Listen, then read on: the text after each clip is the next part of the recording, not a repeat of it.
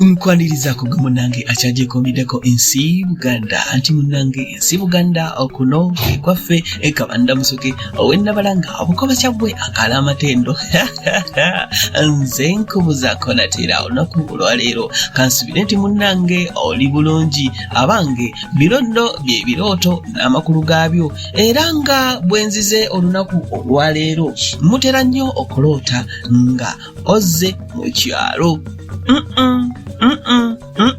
Kino sisuubira nti waliwo eyali akyagadde okukiwulira okulota nga odda mu kyalo.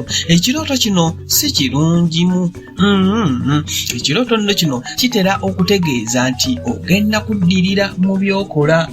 Owulidde ogenda kudda emabega, oyinza okudda emabega mayiro mpitirivu nnyo. Kale nno bw'olootanga ng'odda mu kyalo wandibanga ogenda kusereba mu mirimu gyo.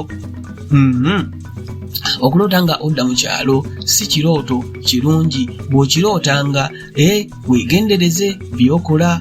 Abakuwa amagezi bayinza okuba bakuwa amagezi gakuzza mu kyalo. Kale nno bw'olootanga nga ozze mu kyalo bw'ozuukuka tandikirawo okwenoonya.